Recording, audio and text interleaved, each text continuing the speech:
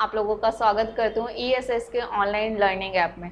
अगर आपने अभी तक ईएसएस के ऑनलाइन लर्निंग ऐप को डाउनलोड नहीं किया है तो लिंक डिस्क्रिप्शन में अवेलेबल है, वहाँ जाकर आप डाउनलोड करें। साथ ही ईएसएस का कंप्यूटर कक्षा का यूट्यूब चैनल भी अवेलेबल है। अगर आप फ्री वीडियोज़ का बेनिफिट लेना चाहते हैं तो लिंक डिस्क्रिप्शन में दिया हुआ है, आप जाकर फटाफट चैनल को सब्सक्राइब करें ताकि आने वाली वीडियोस का नोटिफिकेशंस का बेनिफिट आप ले पाएँ और वीडियोस को देख पाएँ। Thank you. और लेट्स हम आज टैली के इंट्रोडक्शन को पढ़ने वाले हैं। सो हम स्टार्ट करते हैं कि टैली क्या होती है और अकाउंटिंग क्या होती है और हमारी लाइफ में कितना इम्पोर्टेंट है टैली और अकाउंटिंग का। So let's started. सबसे पहले हमारा आता है कि हमारा टैली होता क्या है एंड अकाउंटिंग क्या होता है। फर्स्ट ऑफ ऑल हम टैली पढ़ने से पहले हमें ये पता होना चाहिए कि अकाउंट्स क्या है। जब तक हमें अकाउंट्स के बारे में पता नहीं होगा आप टैली नहीं कर सकते। तो अकाउंट्स है क्या? अकाउंट्स क्या है? Is a art of recording, classifying and summarising the data. इसके अंदर हम लोग करते क्या हैं, सबसे पहले हमें अकाउंट्स को रिकॉर्ड करने के लिए एक बेटर जो वे होता है कि डाटा को हम किस तरीके से रिकॉर्ड करें, वो एक पैटर्न है ताकि जो डाटा है वो चाहे कोई भी पर्सन, आप या मैं या कोई भी अदर पार्टी अगर कंपनी की देखती है तो वो आसानी से समझ पाए कि आप कहना क्या चाह रहे हो या उस ट्रांजेक्शन में आप क्या बताना चाह रहे हो और क्या ट्रांजेक्शन आप रिकॉर्ड करो। That is the art of recording. Next step होता है इसका क्लासीफाइंग। क्लासीफाइंग का मतलब होता है कि अगर हमें अपने डाटा को रिकॉर्ड करना है तो हम अपने डाटा को क्या करते हैं, क्लासीफाई करते हैं। क्लासीफाई का मीनिंग है डिवाइड करते हैं, ग्रुप्स में हम डिवाइड करके डाटा को रिकॉर्ड करते हैं जिससे कि हमारे लिए या किसी भी पार्टी के लिए या हमारी कंपनी का अगर कोई भी पर्सन अगर उस डाटा को रीड आउट करता है, एनालाइज करता है तो वो ये समझ पाए कि हमारा जो ग्रुप है वो अलग अलग ग्रुप में इसीलिए दिया हुआ है कि अगर आप सेल कर रहे हो तो सेल्स के सारे ट्रांजेक्शन आप एक जगह रिकॉर्ड कर सकते हो, परचेज कर रहे हो तो परचेज के सारे ट्रांजेक्शन को एक जगह रिकॉर्ड कर पाओ। साथ ही कंपनी के अंदर बहुत सारे एक्सपेंसेस और इनकम्स भी होती हैं जिसको हम लोग रिकॉर्ड करते हैं, इसलिए हम अपने डाटा को क्लासीफाई करते हैं ताकि हम ग्रुप वाइज अपने डाटा को रिकॉर्ड कर पाएँ और हमारे लिए आसान हो पाए कि हम जब भी डाटा को एनालाइज करें तो एक ईजी बेटर वे में हम डाटा को एनालाइसिस कर पाएँ।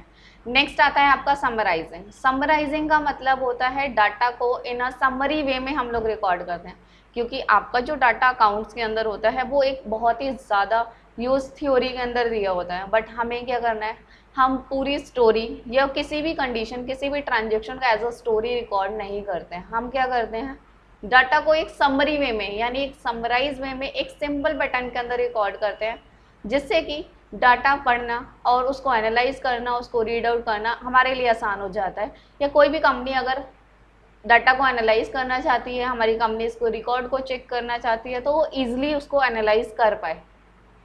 एंड इसके बाद हम जो भी डाटा रिकॉर्ड करते हैं, फर्स्ट ऑफ ऑल आपके अकाउंट्स में ये कंडीशन दी हुई है कि आपका जो भी डाटा रिकॉर्ड होगा that is related to money, मतलब वो आपका जो डाटा है वो फाइनेंशियल ट्रांजेक्शन्स के फॉर्मेट में होना चाहिए। हर एक data in form of money होना चाहिए। कोई भी डाटा ऐसा नहीं होना चाहिए जो हमारे अदर फैक्टर से लिंक तो करता है बट उसमें मनी इन्वेस्टमेंट नहीं है, यानी मनी बिलोंग नहीं करता, यानी मनी उस वैल्यू के अंदर एग्जिस्ट ही नहीं करता उस ट्रांजेक्शन में, तो वो डाटा हम लोग रिकॉर्ड नहीं कर सकते। Okay, that is a account. और हम अपनी फाइनेंशियल ट्रांजेक्शन को रिकॉर्ड करते ही क्यों हैं? क्योंकि अगर हम अपने डाटा को रिकॉर्ड कर रहे हैं, आज मैंने वो डाटा रिकॉर्ड किया बट हमारी कंपनीज के जो अदर फैक्टर हैं, हमारी कंपनी का ओनर, हमारी कंपनी के employees, creditors, debtors, outsiders, competitors, वो हमारी कंपनीज को कैसे एनालाइज करेंगे और हमारी कंपनी के इन्फॉर्मेशन को कैसे चेकआउट करेंगे कि हमारी कंपनी की पोजीशन कैसी है। तो वो सारा चेकआउट करने के लिए हम अपनी अकाउंटिंग के अंदर अपने डाटा को रिकॉर्ड करते हैं। That is the introduction of accounting. I hope so आपको समझ आ गया होगा। ओके, नेक्स्ट हम स्टेप की तरफ बढ़ते हैं कि हमें अकाउंटिंग की नीड होती ही क्यों है और हमारी अकाउंटिंग की इम्पोर्टेंस क्या है। देखो, हम और आप दोनों इस इकोनॉमी में एग्जिस्ट करते हैं और आपको ही पता है कि अगर हम या आप में से कोई भी अपना बिजनेस स्टार्टअप करता है या कोई भी कंपनी सेटअप करता है तो उसका एक एम और एक टारगेट होता है कि वो आने वाले टाइम में उस बिजनेस से या उस कंपनी से क्या करे, प्रॉफिट अर्न कर पाए। अगर किसी भी कंपनी को प्रॉफिट हो ही नहीं रहा है तो क्या वो बिजनेस को रन अप करेगा मार्केट के अंदर? नहीं। इट्स अ हमारा एम है कि हम अगर बिजनेस रन कर रहे हैं तो हमारा फोकस होगा कि हम ज़्यादा से ज़्यादा अर्निंग कर पाएँ और ज़्यादा से ज़्यादा प्रॉफिट्स को कवर अप कर पाए ताकि हमारी कंपनी ग्रोथ की तरफ जाए।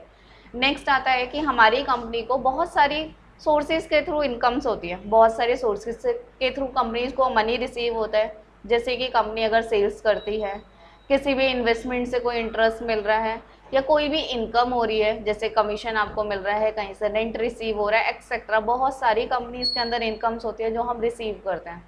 ऐसे ही कंपनी बहुत सारे एक्सपेंसेस को भी बियर करती है, बहुत सारे एक्सपेंडिचर्स भी करती है कि परचेज करना है आपको, कोई भी एक्सपेंसेस करने हैं कंपनी के सेटलमेंट के लिए, कंपनी को एक्सपेंड करने के लिए, तो आप बहुत सारे ऐसे एक्सपेंसेस भी करोगे।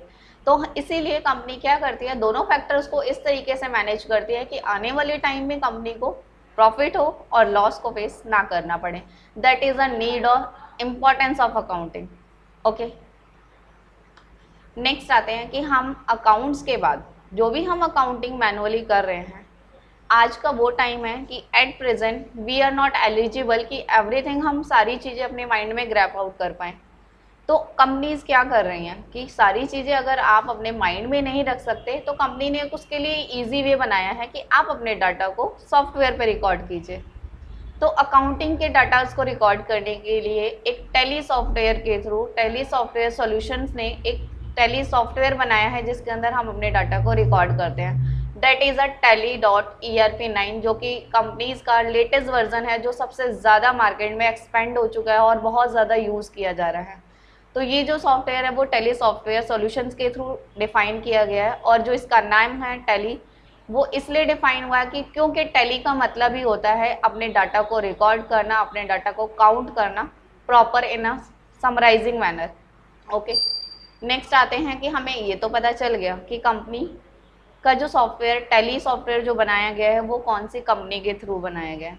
बट इनके फाउंडर कौन थे, कौन है इनके फादर ऑफ टैली, किसने इसको बनाया है? That is a mister Shyam सुंदर गोयनका। ओके, तो टैली ERP9 क्या होती है एंड हम टैली सॉफ्टवेयर को क्यों यूज़ करते हैं, आई थिंक आप लोगों को ये क्लियर हो गया होगा। ओके, नेक्स्ट आते हैं tally.erp9। What is a ERP? ERP क्या है? ERP9 is a version of tally, कि टैली का जो सबसे लेटेस्ट सॉफ्टवेयर है वो है tally.erp9 and ERP9 is a version of tally. आपको ही पता है कि टाइम टू टाइम हमारे सॉफ्टवेयर्स अपडेट होते हैं, क्योंकि मार्केट के अंदर एंड इकोनॉमी के अंदर बहुत सारे चेंजेस होते हैं जिनको हम अपने सॉफ्टवेयर पे भी एप्लीकेबल करते हैं, ताकि हमारा सॉफ्टवेयर उन चेंजेस को एक्सेप्ट कर पाए और हम उसके अकॉर्डिंग अपने डाटाज को मेंटेन कर पाएँ। तो जो टैली ERP9 है वो सबसे ज़्यादा लेटेस्ट सॉफ्टवेयर है, और ERP की फुल फॉर्म होती है enterprise resource planning, E for enterprise. अब एंटरप्राइज होता क्या है? फर्स्ट ऑफ ऑल हमें यही पता होना चाहिए कि एंटरप्राइज है क्या। तो एंटरप्राइज क्या होता है? एंटरप्राइज का मतलब होता है किसी भी कंपनी को, किसी भी बिजनेस को या किसी भी फर्म को हम लोग एंटरप्राइज बोलते हैं। आई होप कि आपने बहुत सारी कंपनियों के नाम सुने होंगे। अगर हम कंपनीज की बात करें तो मार्केट में एट प्रेजेंट भी अगर हम देखें तो बहुत सारी कंपनीज एग्जिस्ट कर रही हैं। अगर जस्ट हम एग्जांपल लेते हैं तो स्नैपडील है, रिलायंस है, और इससे बहुत बेटर कंपनीज MNCs अवेलेबल हैं जो हमारी कंपनी में इकोनॉमी में एग्जिस्ट कर रही हैं, तो उनको हम एंटरप्राइजेज बोलते हैं। नेक्स्ट है resources. What is resources? Resources का मतलब होता है अगर हमारी कंपनी को मार्केट में एग्जिस्ट करना है और इन अ प्रॉपर वे मार्केट में लॉन्ग टर्म ड्यूरेशन के लिए आपको रहना है, तो आपको क्या करना होगा? कंपनीज के जो रिसोर्सेज हैं, यानी हमारी कंपनी जिसके थ्रू एग्जिस्ट कर रही है, जिन रिसोर्सेज के बेस पे रन कर रही है, अगर हम उन रिसोर्सेज का एक बेटर वे में यूज़ करते हैं तो ही हम एक्स्ट्रा यानी कि एक जो प्रॉफिट होता है वो एक इंक्रीजिंग लेवल पे ले जा सकते हैं। अगर आप रिसोर्सेज का वेस्टेज करोगे तो आपका जो प्रॉफिट रेशियो है वो डाउन जाएगा। ये तो आपको ही पता है कि अगर हम वेस्टेज करते हैं तो हमारी जो इनकम होती है वो कम हो जाएगी। अगर हम अपने एक्सपेंसेस को डाउन करेंगे, रिसोर्सेज को प्रॉपर यूटिलाइज करेंगे, तो आपकी कंपनी ग्रोथ की तरफ जाएगी और जो उनका प्रॉफिट रेशियो है वो एक्सपेंड करेगा और इंक्रीज करेगा day to day. And resources में हमारी बहुत सारी चीज़ें जाती हैं, जैसे कि कंपनी का रॉ मटेरियल, कंपनी का मैन पावर, कंपनी का cash and bank fund available जो हमारे पास होता है, एक्सेट्रा। ऐसी बहुत सारी चीज़ें जो हमारी कंपनी को फॉलोअप करने में यानी रनअप करने में इकोनॉमी में हेल्प करता है, और हम रिसोर्सेज को एक बेटर वे में यूज़ करते हैं ताकि हम एक लॉन्ग टाइम ड्यूरेशन में के लिए मार्केट में एग्जिस्ट कर पाएँ और एक ज़्यादा से ज़्यादा प्रॉफिट जो हमारा रेशियो है वो हम जनरेट कर पाएँ। ओके, नेक्स्ट है प्लानिंग। प्लानिंग क्या होता है? प्लानिंग का मतलब आपको भी पता है कि हम लोग प्लानिंग क्यों करते हैं। किसी भी चीज़ के लिए हम लोग हमेशा प्लानिंग करते हैं, यानी अगर आपको कोई भी काम करना है तो हम लोग प्रॉपर प्लान करके करते हैं। दैट्स द सेम कि कंपनीज भी यही करती हैं। अगर उन्हें कंपनी के अंदर कोई भी न्यू चीज़ इंट्रोड्यूस करनी है, कोई भी डिसीजन लेना है, कोई भी एक्शन लेना है, तो कंपनी क्या करती है? फर्स्ट ऑफ ऑल उन चीज़ों को प्रॉपर प्लान करती है। प्लानिंग करने के बाद ही कंपनी किसी भी प्लान को एग्जीक्यूट करती है अपने एनवायरनमेंट के अंदर, अपनी इकोनॉमी के अंदर और अपनी कंपनीज के अंदर। क्योंकि अगर वो लोग प्लानिंग नहीं करेंगे, मार्केट स्टडी नहीं करेंगे, तो वो किस तरीके से अपनी कंपनी को ग्रोथ की तरफ लेके जाएंगे। अगर आपकी प्लानिंग फ्लॉप हुई तो वो आपके प्रॉफिट को डायरेक्ट हिट करेगी, ये बात आपको ही पता है कि अगर हमारी प्लानिंग जो है वो सही नहीं है, मार्केट सिचुएशन के उसमें नहीं जाती है, उनके पॉजिटिव वे में नहीं लेती है मार्केट, तो हमारी कंपनी को लॉस बियर करना पड़ता है, जो कि हमारी कंपनी पे डायरेक्ट इम्पैक्ट करेगा, यानी उसकी ग्रोथ पे डायरेक्ट इम्पैक्ट करता है। इसीलिए हमारी जो प्लानिंग है वो प्रॉपर होनी चाहिए, ताकि जो हमारा प्रॉफिट मार्जिन है वो हम इंक्रीज कर पाएँ और एक ग्रोथ रेशियो को इंक्रीज कर पाएँ। Okay, that is the tally ERP9। And ERP क्या होता है वो आपको मैंने अभी अभी क्लियर किया है। नेक्स्ट पढ़ते हैं आगे, वाई वी यूज़ टैली। हम टैली को ही यूज़ क्यों करते हैं? देखो, टैली को हम लोग यूज़ इसलिए करते हैं कि आज का जो टाइम है आपको भी पता है कि ना मैं और ना ही आप किसी भी डाटा को माइंड में ज़्यादा टाइम तक रख सकते हो, क्योंकि हमारा ह्यूमन नेचर है। एक जो इन्फॉर्मेशन होती है वो हमारी कंपनी के अंदर हम अपने माइंड में ज़्यादा लॉन्ग ड्यूरेशन के लिए नहीं रख पाते, लेकिन कंपनी का जो डाटा है वो तो हमें लाइफ टाइम के लिए चाहिए, ताकि आने वाले फ्यूचर में अगर हमें उस डाटा को यूज़ करना हो तो हम कैसे करेंगे। इसलिए कंपनी ने क्या किया है, कंपनी एक सॉफ्टवेयर पर अपने डाटा को रिकॉर्ड करने लग गई है। डाटा को रिकॉर्ड करने के बाद कंपनी के लिए ईजी हो गया है कि वो ये एनालाइज कर पाए कि कंपनी किस पोजीशन में है, कंपनी प्रॉफिट अर्न कर रही है, कंपनी लॉस की फॉर्मेट में जा रही है एट द फाइनेंशियल ईयर। अगर हम एंड में जाते हैं, यानी अगर हमारा पूरा फाइनेंशियल ईयर ख़त्म हो जाता है, तो हम ये एनालाइज कर सकते हैं कि कंपनी प्रॉफिट अर्निंग में है या लॉस बियर कर रही है, और कंपनी की जो फाइनेंशियल पोजीशन है वो किस टाइप की है। और साथ ही हम अपनी टैली के अंदर ये भी रिकॉर्ड करते हैं कि हर एक टाइप का डाटा, मैं ये नहीं कह रही कि मनी की मॉनेटरी टर्म को तो आप रिकॉर्ड कर ही रहे हो, साथ में कंपनीज के इन्वेंट्रीज को, कंपनी के स्टॉक जो कितना अवेलेबल है वो भी आप रिकॉर्ड कर सकते हो। आप टैक्सेशन इनवॉइस लगा सकते हो कि आप टैक्स अप्लाई कर सकते हो। लास्ट हमारे काफ़ी सारे टैक्सेस लगते थे 2017 से पहले, आपने को लोगों को इन्फॉर्मेशन भी होगी इसके regarding, VAT, CST and service tax वगैरह बहुत सारे टैक्सेस हम लोग लगाते थे। लेकिन 2017 के बाद हमारे पास एक सिंगल टैक्स आ चुका है, GST, जिसको हम अप्लाई करने लगे हैं अपने इनवॉइसेस के ऊपर। जो भी हम सेल परचेज करते हैं उसके ऊपर GST अप्लाई करते हैं। तो टैली के अंदर ये भी फॉर्मेट अवेलेबल है कि आप GST को अप्लाई कर सकते हो अपने इनवॉइसेस के ऊपर। इन्वेंट्री तो आप मेंटेन कर ही रहे हो, साथ में सारी कंपनीज की सारी ट्रांजेक्शन्स को रिकॉर्ड कर रहे हो, और उसके बाद आप इन्वॉइसिंग कर सकते हो, सैलरी को प्रोसेस कर सकते हो, यानी जिसको हम पेरोल के नाम से जानते हैं। इसलिए हम लोग टैली को यूज़ करते हैं, क्योंकि टैली जो एक है ना, एक प्रॉपर सॉफ्टवेयर है जिसके अंदर हमें जो भी कंपनी के अंदर नीड होती है, जो भी रिक्वायरमेंट होती है, उसको आप क्या कर सकते हो, यहाँ पर डाटा फीड कर सकते हो। एट द ईयर एंड पे आप उसको एनालाइज कर सकते हो। आपके लिए आसान हो जाता है कि कंपनी का पोजीशन कैसे चल रही है, वो लॉस में है, प्रॉफिट में, किस पोजीशन में जा रही है, उसकी लाइबिलिटीज़ क्या है, उसकी एसेट्स क्या है, वो आप लोगों को पता चलेंगे। इसलिए हम लोग टैली सॉफ्टवेयर को यूज़ करते हैं, क्योंकि एक प्रॉपर एक कंसोलिडेशन है कि आप किसी भी टाइप की फाइनेंशियल ट्रांजेक्शन को रिकॉर्ड कर सकते हो। तो हम लोग इसीलिए टैली को यूज़ करते हैं। नेक्स्ट आता है वर्जन ऑफ आर टैली, कि टैली के वर्जन्स कौन कौन से हैं। अभी हम जो यूज़ कर रहे हैं, मैंने अभी आपको बताया कि हम लोग tally.erp9 सॉफ्टवेयर को यूज़ कर रहे हैं, बट इससे पहले भी काफ़ी सारे सॉफ्टवेयर मार्केट में आए हैं टैली के। टैली सॉफ्टवेयर सॉल्यूशन के थ्रू ही आए हैं, बस सिचुएशन के अकॉर्डिंग क्या हुआ है, जैसे जैसे हमारी इकोनॉमी एक्सपेंड कर रही है, इकोनॉमी में कोई भी चेंजेस होते हैं, तो उसी के अकॉर्डिंग टैली में भी वो चेंजेस को अपडेट करते हैं। तो सबसे पहले हमारा जो सॉफ्टवेयर हम लोग यूज़ करते थे वो टैली 4.5 होता था, जिसके अंदर हम लोग क्या करते थे, सिर्फ अपनी फाइनेंशियल ट्रांजेक्शन के जो सिंपल फॉर्मेट्स होते थे उनको रिकॉर्ड करते थे, यानी कंपनीज के इनकम्स को, कंपनीज के एक्सपेंसेस को। हम इसमें इन्वॉइसिंग नहीं कर सकते थे, simple ledgers creation, vouchers entry और सिंपल फाइनेंशियल ट्रांजेक्शन को ही रिकॉर्ड कर पाते थे, और अपने डेटर्स और अपने क्रेडिटर्स के जो बिल्स होते थे उनको रिकॉर्ड करते थे। बट उसके बाद क्या हुआ, हमारे पास जो सॉफ्टवेयर आया है वो टैली 5.0 का आया, अपडेट हुआ हमारा सॉफ्टवेयर और टैली 5.0 मार्केट में इंट्रोड्यूस हुआ, जिसके अंदर हम लेजर्स और वाउचर्स एंट्री के साथ साथ क्या करने लगे, इन्वेंट्री को भी ऐड कर दिया गया। यानी आप अपनी कंपनी की इन्वेंट्री और स्टॉक को भी इसमें फिलअप कर सकते हो कि कंपनी का कितना स्टॉक अभी अवेलेबल है, कौन से गोडाउन में है, कौन सी कैटेगरी का है, वो सारी चीज़ें भी आप यहाँ पे एनालाइज कर सकते हो और उस डाटा को भी रिकॉर्ड कर सकते हो। तो हम अपने इन्वेंट्री को भी यहाँ यूज़ करने लगे, इन्वेंट्री को भी फीड आउट करने लगे। नेक्स्ट हमारा जो सॉफ्टवेयर आया वो आया टैली 7.2, जिसके अंदर क्या हुआ कि हमारे टैक्सेशन फॉर्मेट को ऐड किया गया। इससे पहले हम लोग क्या करते थे, टैक्सेशन को अप्लाई नहीं कर पाते थे, उसके लिए हमारे पास रिस्ट्रिक्शन थी। बट 7.2 आने के बाद ये प्रॉब्लम जो थी टैक्सेशन की वो भी सॉल्व आउट हो गई और हम अब इन्वॉइसिंग कर सकते थे और उनके ऊपर टैक्सेस को भी अप्लाई कर सकते थे। जो हमारे टैक्सेस लगते थे वो VAT, CST, service tax, excise duty, ऐसे बहुत सारे टैक्सेस हमारे टैली के अंदर ऐड ऑन हुए जो हम अपनी इन्वॉइसिंग के ऊपर यूज़ कर पाते। तो हमारे लिए एक और चीज़ आसान हो गई, ये चीज़ें हमें मैनुअली नहीं करनी पड़ती थी, हम सॉफ्टवेयर के थ्रू ईजिली कर सकते थे।